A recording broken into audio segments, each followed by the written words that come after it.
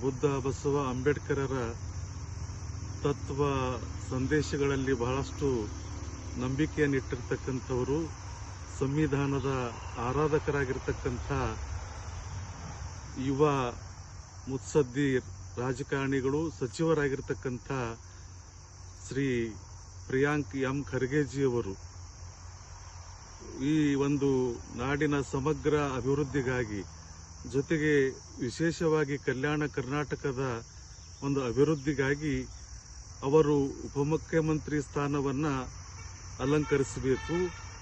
ಅವರು ಉಪಮುಖ್ಯಮಂತ್ರಿ ಸ್ಥಾನವನ್ನು ಅಲಂಕರಿಸಿದರೆ ಸಮಗ್ರವಾಗಿರ್ತಕ್ಕಂಥ ಉತ್ತರ ಕರ್ನಾಟಕದ ಮತ್ತು ಕಲ್ಯಾಣ ಕರ್ನಾಟಕದ ಅಭಿವೃದ್ಧಿ ಆಗುವುದರಲ್ಲಿ ಯಾವುದೇ ಸಂದೇಹ ಇಲ್ಲ ಅಂತಕ್ಕಂಥ ಅಭಿಮಾನದ ಮಾತುಗಳನ್ನು ನಾನು ಇಲ್ಲಿ ಹೇಳಕ್ಕೆ ಬಯಸ್ತಾ ಇದ್ದೀನಿ.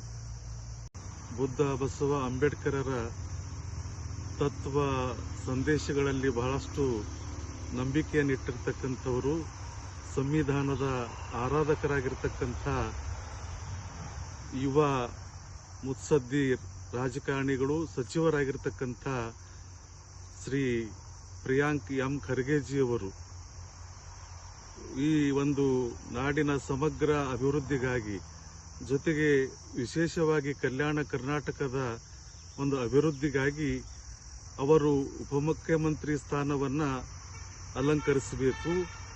ಅವರು ಉಪಮುಖ್ಯಮಂತ್ರಿ ಸ್ಥಾನವನ್ನು ಅಲಂಕರಿಸಿದರೆ ಸಮಗ್ರವಾಗಿರ್ತಕ್ಕಂಥ ಉತ್ತರ ಕರ್ನಾಟಕದ ಮತ್ತು ಕಲ್ಯಾಣ ಕರ್ನಾಟಕದ ಅಭಿವೃದ್ಧಿ ಆಗುವುದರಲ್ಲಿ ಯಾವುದೇ ಸಂದೇಹ ಇಲ್ಲ ಅಂತಕ್ಕಂಥ ಅಭಿಮಾನದ ಮಾತುಗಳನ್ನು ನಾನು ಇಲ್ಲಿ ಹೇಳಕ್ಕೆ ಬಯಸ್ತಾ ಇದ್ದೀನಿ.